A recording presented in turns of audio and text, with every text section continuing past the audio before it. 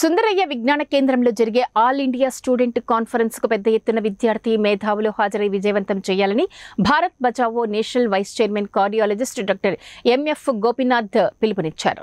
ఈ మేరకు Osmania university arts కళాశాలలోని పొలిటికల్ సైన్స్ సెమినార్ హాల్లో శనివారం భారత్ బచావో తెలంగాణ రాష్ట్ర కమిటీ ఆధ్వర్యంలో 25, 26 తేదీలో నిర్వహించే ఆల్ ఇండియా స్టూడెంట్ కాన్ఫరెన్స్ కు సన్నాహక సమావేశాన్ని నిర్వహించారు. ఈ సమావేశానికి ముఖ్య అతిథిగా డాక్టర్ ఎంఎఫ్ గోపీనాథ్ హాజరై మాట్లాడారు. దేశంలో బీజేపీ ప్రభుత్వం విద్యా వ్యవస్థను పూర్తిగా నిర్వీర్యం చేస్తుందని అన్నారు.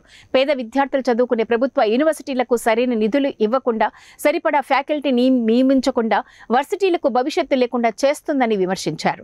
విద్యార్థులపై ఫీజుల భారాన్ని పెంచుతూ పేద విద్యార్థులకు విద్యను దూరం చేస్తూ కార్పొరేట్ శక్తులకు కొమ్ము కాస్తుందని మండిపడ్డారు.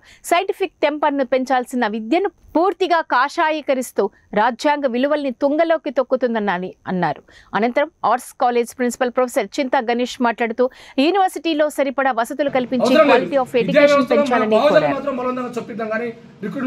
ఒకవేళ రిక్రూట్మెంట్లు చేసినా కూడా మన ఫాసిస్ట్ భావజాలంతో ఉన్నటువంటి వాళ్ళు ఈరోజు చెప్పాలనుకుంటే నర్మగర్భంగా చెప్పాలంటే ఈరోజు ఆర్ఎస్ఎస్, బీజేపీ, ఏబీపీ లాంటి సంస్థలు పనిచేసిన వాళ్ళకు మాత్రమే సెంట్రల్ పోస్టింగ్ ఇచ్చినటువంటి ఒక దరిద్రమైన పరిస్థితి మన దేశంలో కనబడతా ఉంది.